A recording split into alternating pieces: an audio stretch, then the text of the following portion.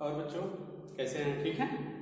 चलिए आज एक नई टॉपिक हम लोग पढ़ेंगे, transpose of matrix. Transpose of matrix को हिंदी में कहते हैं आव्यूह का परिवर्त। आव्यूह का परिवर्त क्या होता है, ट्रांसपोज ऑफ मैट्रिक्स क्या होती है, इस चीज को हम लोग समझेंगे। तो कोई भी जो मैट्रिक्स दी जाएगी उस मैट्रिक्स के रो और कॉलम को परस्पर इंटरचेंज करने के बाद जो एक हमको न्यू मैट्रिक्स मिलेगी उसी मैट्रिक्स को ट्रांसपोज ऑफ मैट्रिक्स कहते हैं। सपोज कर लेते हैं कि let A equal to Aij M cross n be any matrix, then transpose of matrix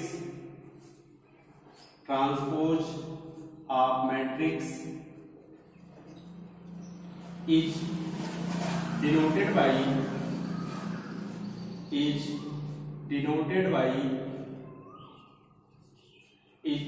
by A dash or A का पावर t, A का ट्रांसपोज and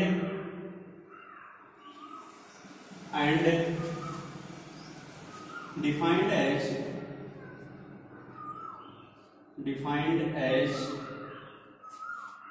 A का ट्रांसपोज इक्वल टू, या तो इसको आप A का ट्रांसपोज लिखिए या तो A का डैश करिए, दोनों से प्रदर्शित करते हैं। तो A का ट्रांसपोज इक्वल टू AJI, जो m क्रॉस n था ये हो जाएगा n क्रॉस n। A का ट्रांसपोज, A का परिवर्त, जो रो था वह कॉलम बन गया, जो कॉलम था वह रो बन गया। यह है ट्रांसपोज ऑफ मैट्रिक्स। ठीक है, एक एग्जांपल लेते हैं। सपोज करिए हमारे पास एक मैट्रिक्स दी गई है A equal to A B C D E F G H and I। ठीक, एक मैट्रिक्स A ये है। अगर इसका ट्रांसपोज निकालना हुआ तो इसके ट्रांसपोज को लिए A का जो ट्रांसपोज होगा, A का ट्रांसपोज इक्वल टू कितना, जो ये पहला रो है इस पहले रो को पहला कॉलम बना देंगे A B C, जो दूसरा रो है इसको दूसरा कॉलम कर दो D E F, जो तीसरा रो है इसको तीसरा कॉलम में कन्वर्ट कर देंगे G H I। और ये कितने क्रॉस कितने की मैट्रिक्स थी, 3 क्रॉस 3 की मैट्रिक्स थी, तो ये भी कितने की मिली, 3 क्रॉस 3 की मैट्रिक्स मिली। ठीक है, जो पहला रो है इस पहले रो को पहला कॉलम, जो पहली पंक्ति है पहले पंक्ति को पहले स्तंभ में, दूसरे पंक्ति को दूसरे स्तंभ में, तीसरी पंक्ति को तीसरे स्तंभ में कन्वर्ट करने पर, चेंज करने पर जो एक न्यू मैट्रिक्स मिलेगी वो दिए हुए मैट्रिक्स का परिवर्त होगा, जिसको कि हम ट्रांसपोज कहते हैं। आगे एक दूसरा एग्जांपल ले लेते हैं। और सपोज करिए हमारे पास A इक्वल टू एक कोई दूसरी मैट्रिक्स है 3 5 7 2 3 8। ये है, ये कितने क्लास कितने की मैट्रिक्स है, ये है हमारा ऑर्डर, 2 रो है 3 कॉलम है, तो ये 2 क्रॉस 3 की मैट्रिक्स है। पहले रो फिर देन कॉलम, जब इसको हम ट्रांसपोज करेंगे तो A का ट्रांसपोज इक्वल टू क्या मिलेगा, A का ट्रांसपोज जो ये है पहला रो, पहले रो को पहला कॉलम 3 5 7, जो दूसरा रो है इसको दूसरा कॉलम 2 3 8। अब रो कितने हो गए, 1 2 3, यहाँ आपको बताया गया था m क्रॉस n है तो ऑर्डर बदल जाएगा, n क्रॉस m हो जाता है। तो यहाँ ऑर्डर अगर 2 क्रॉस 3 है तो ये हो गया 3 क्रॉस 2 का। यही हुआ हमारा ट्रांसपोज। ये है ट्रांसपोज ऑफ मैट्रिक्स। ठीक, तो इतनी बात समझ गया। अब हम लोग आगे इसके देखते हैं कि इस ट्रांसपोज ऑफ मैट्रिक्स के गुण क्या होते हैं, इसकी प्रॉपर्टी क्या है। ट्रांसपोज ऑफ मैट्रिक्स की प्रॉपर्टी, इसकी प्रॉपर्टी क्या है, इसको नोट कर लीजिए। अगले टॉपिक लिखते हैं।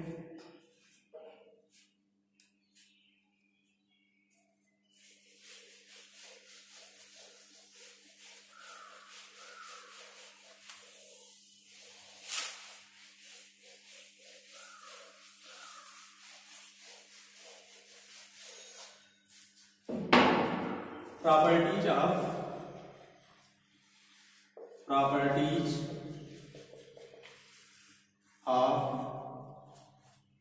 Transpose of matrix, transpose of matrix.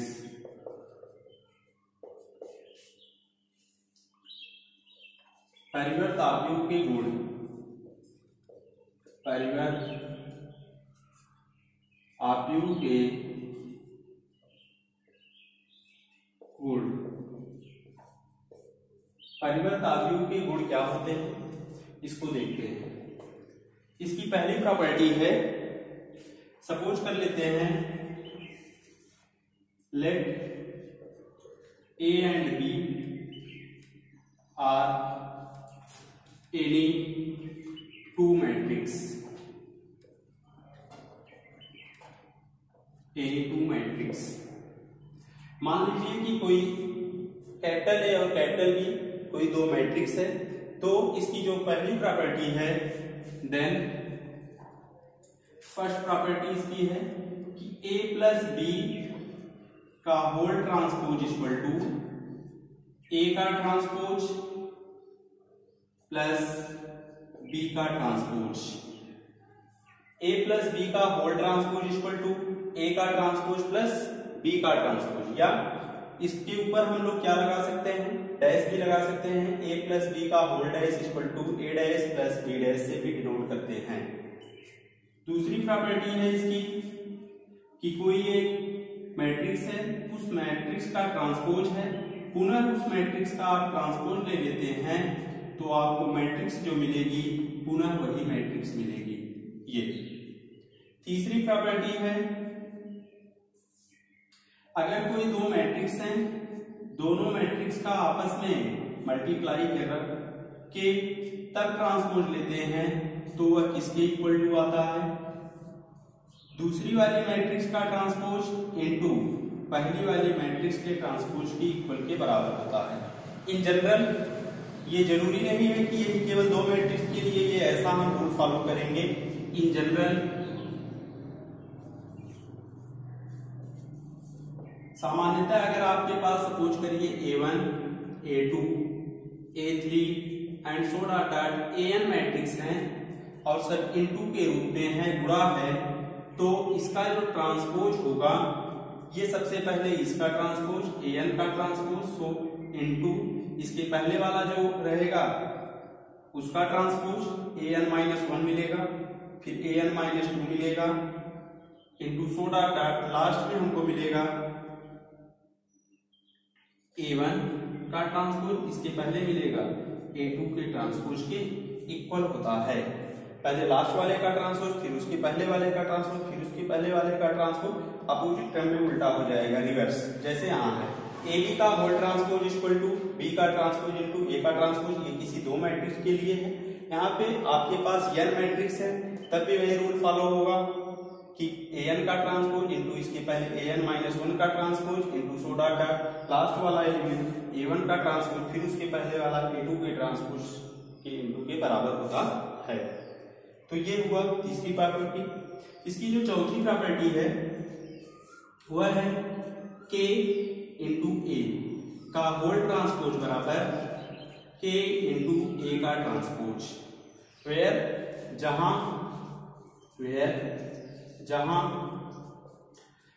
K is any scalar, K is any scalar। K क्या है, कोई अदिश है, कोई एक कांस्टेंट है, अदिश है, तो इस अदिश पर ट्रांसपोज का कोई प्रभाव नहीं पड़ता है, केवल आपका मैट्रिक्स का ट्रांसपोज ले लिया जाएगा, कांस्टेंट को वैसे उसी के साथ लिख दिया जाता है। ठीक है, तो ये है properties of transpose of matrix कि कोई दो मैट्रिक्स है, उन दोनों मैट्रिक्स को पहले आप ऐड करिए, ऐड करने के बाद फिर उसका ट्रांसपोज लीजिए, तो वह अलग अलग ट्रांसपोज करने के बाद जो योग होगा उनकी इक्वल आएगा। अगला कोई एक मैट्रिक्स है, उस मैट्रिक्स का ट्रांसपोज करिए, पुनः उस मैट्रिक्स का ट्रांसपोज करिए, तो वह उसकी इक्वल पुनः वही न्यू मैट्रिक्स मिल जाएगी। अगर दो बार किसी मैट्रिक्स का आप ट्रांसपोज लेते हैं तो वही मैट्रिक्स मिल जाएगी।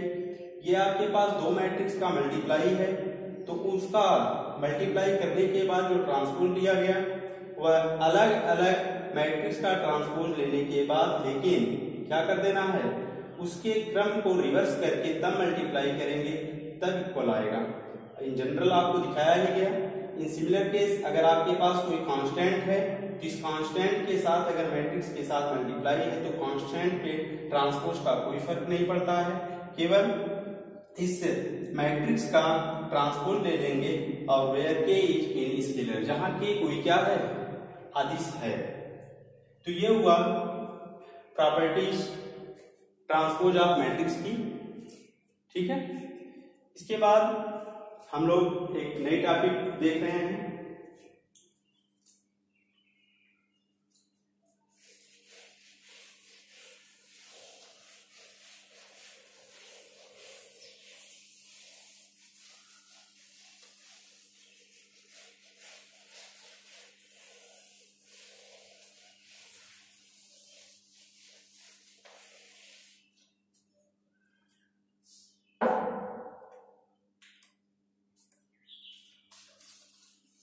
एक मैट्रिक्स है बहुत ही important, symmetric matrix. Symmetric matrix जिसको हिंदी में कहते हैं सममित आव्यूह। सममित आव्यूह, सममित आव्यूह क्या होता है, आइए आपको बताते हैं इस सममित आव्यूह के बारे में। पहले इसकी हम लोग डिफिनीशन देख लेते हैं, फिर आपको समझाते हैं। A square matrix, a square matrix,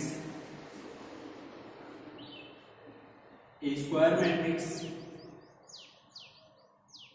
said to B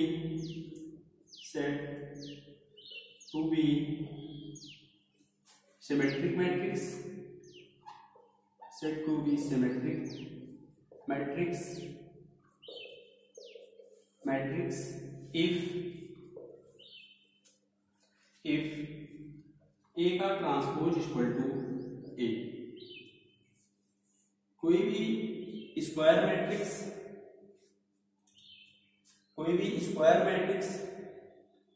symmetric matrix कहा जाएगा अगर उस मैट्रिक्स का आप ट्रांसपोज लो और ट्रांसपोज लेने के बाद पुनः वही मैट्रिक्स आपको मिलती है, तो उस मैट्रिक्स को सिमेट्रिक मैट्रिक्स कहते हैं।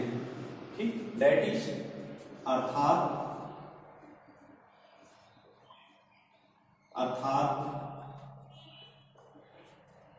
ए I J equal to A J I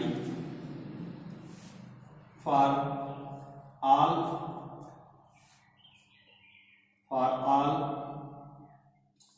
I and J, प्रत्येक I और J के लिए ये कंडीशन फॉलो करना चाहिए कि Aij और Aji जो उसके करेस्पॉन्डिंग एलिमेंट होंगे, जो उसके संगत अवयव होंगे, आपस में बराबर होने चाहिए।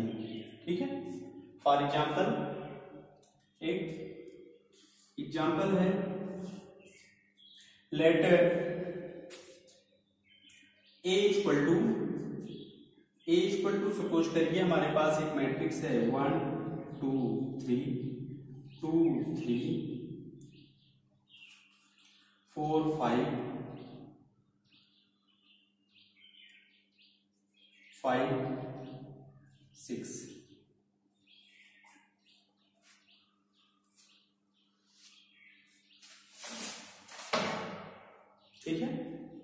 तो ये हमारी एक मैट्रिक्स है।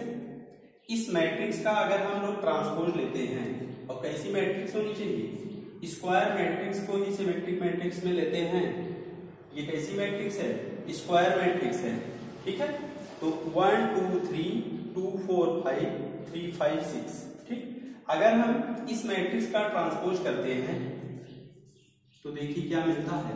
ट्रांसपोज आपको बताया गया, जो ये पहला रो है इसको पहला कॉलम बना दो 1 2 3, जो दूसरा रो है इसको दूसरा कॉलम बना दो 2 4 5, जो ये तीसरा रो है इसको तीसरा कॉलम बना दो 3 5 6, 3 क्रॉस 3 ये भी थी, 3 क्रॉस 3 ये भी है।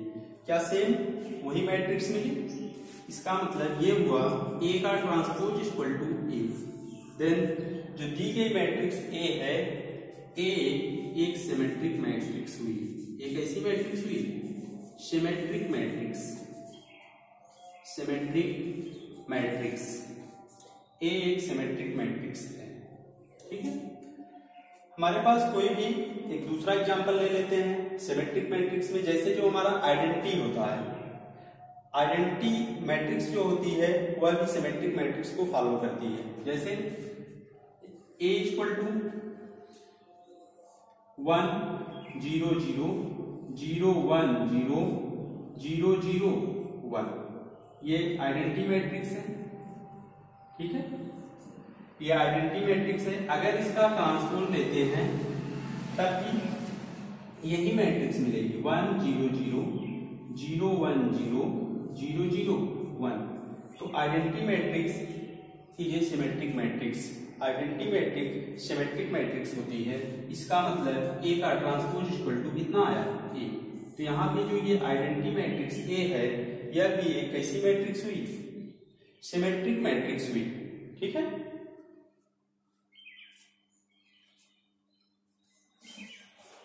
तो सिमेट्रिक मैट्रिक्स समझ गए।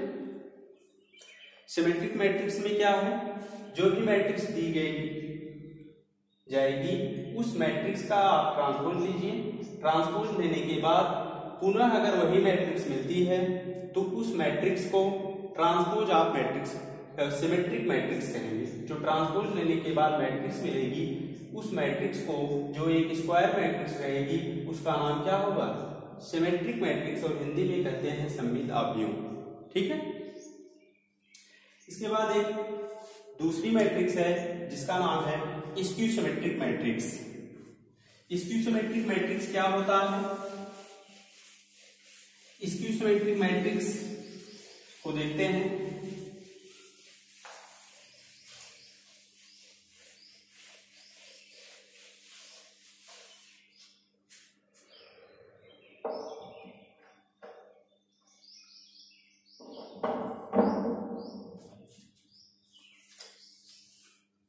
स्क्यू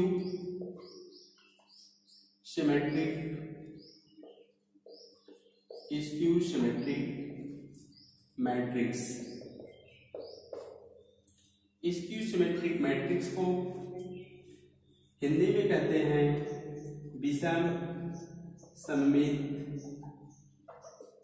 अवयव।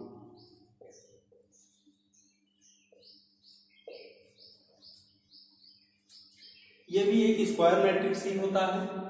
तो किसी भी स्क्वायर मैट्रिक्स का ट्रांसपोज लेने के बाद अगर नेगेटिव मैट्रिक्स प्राप्त होती है तो उस मैट्रिक्स को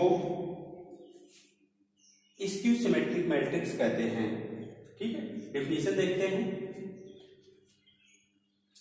ए square matrix, a square matrix, A square matrix is said to be, a square matrix said to be skew symmetric matrix, skew symmetric matrix if A का transpose equal to -A। Symmetric कब होगा, symmetric के लिए ए का transpose A के बराबर आता था। यहां पर ए का जो ट्रांसपोज होगा वह माइनस ए की इक्वल आएगा। बात समझ रहे हैं? ए का transpose equal to minus A, that is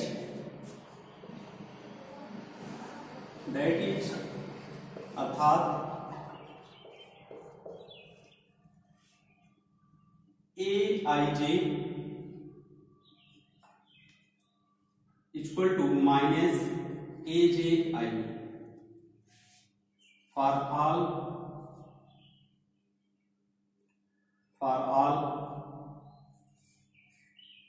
I and J.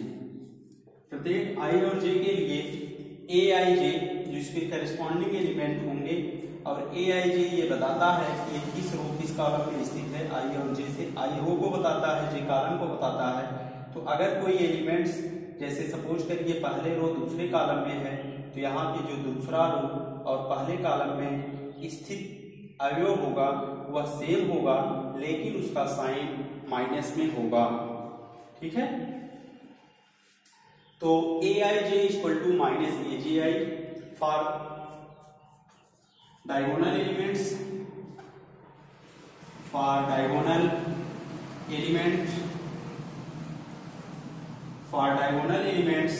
Diagonal elements का मतलब विकर्ण अवयव में, विकर्ण अवयव के लिए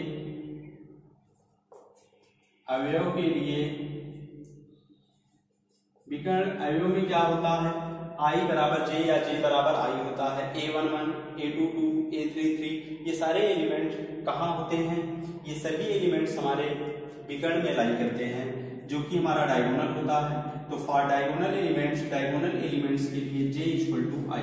अगर J इक्वल टू आई तो इसमें इस कंडीशन में पुट करते हैं, तो J के स्थान पे आई रखेंगे तो A I equal to minus A I, दोनों बराबर हो गए।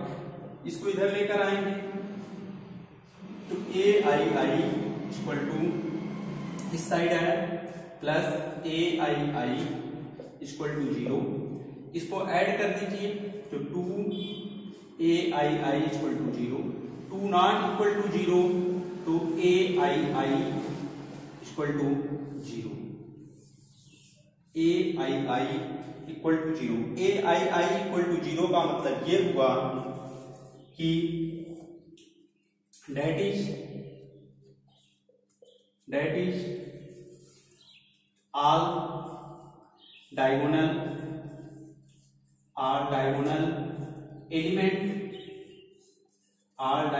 element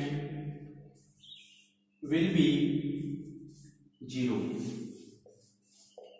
All diagonal elements will be 0 in skew symmetric matrix विषम सममिता व्यू में।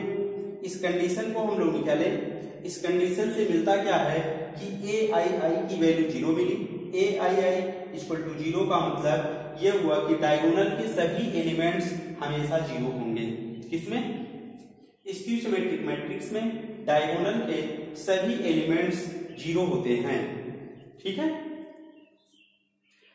इसका एक एग्जांपल देखेंगे कि स्क्यू सिमेट्रिक मैट्रिक्स का एग्जाम्पल क्या है उसको देखते हैं। जैसे सपोज करिए हमारे पास एक मैट्रिक्स ए है, ए इक्वल टू 1 0 और माइनस 0 1 और माइनस 1 0। डायगोनल देख रहे हैं, ये है डायगोनल हमारा। तो जो ये डायगोनल है, इस डायगोनल में देखिए जो ये हमारा A11 A22 ये एलिमेंट्स दोनों 0 हैं। यहां से हमको लिख लिए I बराबर 1 2 3 ऐसे रखेंगे तो A11 A22 A33 all elements will be 0, सभी एलिमेंट्स 0 होंगे। All diagonals element will be 0 का मतलब ये हुआ कि A11 equal to A22 equal to A33 equal to so data equal to 0। सभी भी डायगोनल के जितने भी एलिमेंट्स होंगे सभी एलिमेंट्स 0 होंगे। ठीक है, इसी तरीके से ये तो हमारा 2x2 का मैट्रिक्स है। अगर हम कोई 3x3 की भी मैट्रिक्स लेते हैं, यहाँ पे सपोज करिए A इक्वल टू हाँ, इसको देखे नहीं पहले, इसका ट्रांसपोज लीजिए। इसका अगर हम लोग ट्रांसपोज लेते हैं तो ए का ट्रांसपोज इक्वल टू, जो रो है इसको कॉलम बना दो, जो कॉलम है इसको रो बना दो। अगर यहां हम लोग ए का ट्रांसपोज लिए तो जो पहला रो है ये 0, ये 1, यहाँ पे -1 0 ट्रांसपोज करना जान लीजिए, ये ट्रांसपोज कर दो। लेकिन साइन हमारा देखिए बदल गया, बदला क्या, जो यहाँ पे +1 था ये माइनस आ गया, और जहां माइनस था वहां प्लस आ गया। अब करते क्या है, मैट्रिक्स की ये प्रॉपर्टी है, आपको किसे बताया गया था कि अगर मैट्रिक्स में किसी संख्या से गुणा करते हैं तो वह उस मैट्रिक्स के सभी संख्याओं से मल्टीप्लाई हो जाता है, और किसी संख्या को अगर हम मैट्रिक्स के कॉमन करते हैं तो वह पूरे मैट्रिक्स के अवयव से कॉमन हो जाता है। यहां देख लेते हैं इस बात को। जैसे A इक्वल टू एक मैट्रिक्स है हमारे पास 2 1 2 3 4 मान लीजिए। अगर इस मैट्रिक्स में हम 2 से मल्टीप्लाई करा दें, 2A निकालना हुआ तो ये पूरे मैट्रिक्स में 2 से मल्टीप्लाई हो जाएगा, 2 4 6 8।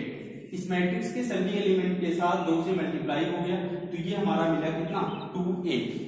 और अगर इस मैट्रिक्स के, जो ये मैट्रिक्स है, अगर इस मैट्रिक्स से हम कोई एक संख्या कॉमन करें, ठीक है, कोई एक नंबर्स कॉमन लेते हैं, तो जब कॉमन लेंगे तो उस मैट्रिक्स के प्रत्येक एलिमेंट से वह कॉमन हो जाएगा। यहाँ कॉमन करेंगे तो यहाँ 1 बचेगा, यहाँ कितना बचेगा, 2 बचेगा, यहाँ 3 हो जाएगा और यहाँ 4 हो जाएगा। फिर मल्टीप्लाई करेंगे, फिर ये आ जाएगा, और ये इतना हो गया, इधर 2A था तो ये 2 2 पेंसिल, फिर A इक्वल टू ये मिल गया। बात समझ गए। अगर मैट्रिक्स में किसी संख्या से मल्टीप्लाई करते हैं तो उस मैट्रिक्स के प्रत्येक संख्या के साथ मल्टीप्लाई हो जाएगा, और उस संख्या को अगर कॉमन करते हैं तो मैट्रिक्स के प्रत्येक अवयव से वह कॉमन हो जाएगा, प्रत्येक एलिमेंट से वह बाहर हो जाता है। सेम एक कंडीशन यहाँ है। अगर हम इससे माइनस कॉमन करें, -1 कॉमन कर लें, यहाँ देखिए A का ट्रांसपोज इक्वल टू, यहां से माइनस कॉमन करेंगे तो ये माइनस कॉमन की, अब हमारे पास बचा कितना, ये 0 के साथ 0 ही रहेगा, ये जो माइनस था ये प्लस बन गया, जो प्लस था वह माइनस बन गया, ये 0 हो गया। तो A का ट्रांसपोज इक्वल टू, ये माइनस बचा और ये पुनः जो दी गई मैट्रिक्स की वह हो गई, तो A का ट्रांसपोज इक्वल टू -A। इसका मतलब A जो हुआ, ये जो A एलिमेंट्स है, A मैट्रिक्स है, हमारा मैट्रिक्स जो A है यह एक स्क्यू सिमेट्रिक मैट्रिक्स हुआ। बात समझ गए। एक दूसरा एग्जांपल लेते हैं। ये तो हमारा 2x2 के ऑर्डर में था, एक 3x3 में लेते हैं। सपोज करिए 0 A B C -A 0 -B -C 0, ठीक है। एक ये मैट्रिक्स है, जो ये मैट्रिक्स है, अब इस मैट्रिक्स का अगर ट्रांसपोज लें, स्क्यू सिमेट्रिक मैट्रिक्स में आप देखेंगे जो ये डायगोनल है, ये जो डायगोनल रहेगा, ये डायगोनल ऑलवेज 0 होगा। यहां लिखा गया है that is all diagonals element will be 0। Diagonals के सभी एलिमेंट्स 0 होंगे इसमें, इन स्क्यू सिमेट्रिक मैट्रिक्स में। तो डायगोनल के सभी एलिमेंट्स 0 हुए। अब इसका ट्रांसपोज लो, इसका ट्रांसपोज लेंगे तो हम लोगों को मिल गया कितना, ये मिला 0, जो पहला रो है पहला कॉलम बन जाएगा A B, यहां पे -A 0 C और ये -B -C 0, ये एक मैट्रिक्स आ गया, ठीक है। तो A का ट्रांसपोज इतना मिल गया। लेकिन अगर हम यहां से माइनस साइन को कॉमन कर ले तो ये वाला पॉजिटिव हो जाएगा, ये पॉजिटिव हो जाएगी, ये पॉजिटिव, नेगेटिव के साथ कोई फर्क ही नहीं पड़ेगा। ये माइनस, ये माइनस, ये माइनस, तो ये प्लस, ये प्लस, ये प्लस, ये माइनस, ये माइनस, ये माइनस, -A -B -C, तो ये पुनः कौन सी मैट्रिक्स आ गई, A मैट्रिक्स फिर मिल जाएगी। यहां से अगर हम कॉमन कर लेते हैं तो इसको नोट करिए, यहां दिखाते हैं आपको, ठीक है, इसको नोट करिए। तो बगल में ही दिखा दे, स्क्रीनशॉट ले लीजिए। हो गया, ठीक है। आइए यहां देख लेते हैं बगल में कितना मिला। ये ए का ट्रांसपोज इक्वल टू ये 0, यहां माइनस कॉमन कर लो, माइनस कॉमन कर लिए तो ये माइनस ए माइनस बी माइनस सी माइनस ये पॉजिटिव हो गया, ए बी 0 सी 0, ठीक है। तो मिला कितना, ए का ट्रांसपोज इक्वल टू जो दी गई मैट्रिक्स थी वही पुनः आ गई माइनस ए, डेट इज जो ए था ये मैट्रिक्स ए जो हमारा दी गई मैट्रिक्स है ये एक स्क्यू सिमेट्रिक मैट्रिक्स है। कौन सी मैट्रिक्स, ये स्क्यू सिमेट्रिक मैट्रिक्स हुई, ठीक है। तो बात समझ में आई, symmetric and skew symmetric matrix. Symmetric matrix में क्या था, किसी भी मैट्रिक्स का अगर हम ट्रांसपोज लेते हैं तो पुनः वही मैट्रिक्स मिलती है। बट स्क्यू सिमेट्रिक मैट्रिक्स में यह है कि अगर किसी मैट्रिक्स का आप ट्रांसपोज लेते हो तो यहां पर हमको माइनस ए मिलता है। इसका मतलब ये हुआ कि हमको नेगेटिव मैट्रिक्स प्राप्त होती है।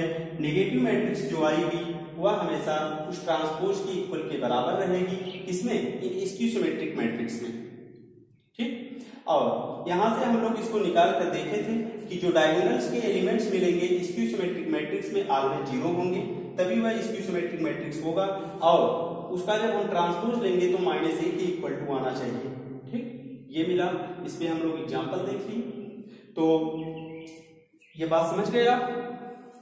इसके बाद स्क्यू सिमेट्रिक मैट्रिक्स और सिमेट्रिक मैट्रिक्स पर हमारे पास 2 थ्योरम होते हैं। उस 2 थ्योरम को देखते हैं कि वो दोनों थ्योरम क्या होते हैं। सिमेट्रिक मैट्रिक्स और स्क्यू सिमेट्रिक मैट्रिक्स पर उस दोनों थ्योरम को कैसे हम लोग जनरलाइज करते हैं, कैसे नोट किया जाता है, उस पे क्वेश्चन को कैसे लगाते हैं, एक क्वेश्चन आता है, ठीक है। तो कोई भी मैट्रिक्स दी गई है और उस मैट्रिक्स को हम ट्रांसपोज लें और जो दी गई मैट्रिक्स थी उस मैट्रिक्स से ऐड करते हैं, तब भी हमको सिमेट्रिक मैट्रिक्स प्राप्त होती है। लेकिन उस दिए गए मैट्रिक्स की उसके ट्रांसपोज के मैट्रिक्स को अगर हम लोग घटा देते हैं तो स्क्यू सिमेट्रिक मैट्रिक्स प्राप्त हो जाती है। यह हमारा पहला थ्योरम है। दूसरा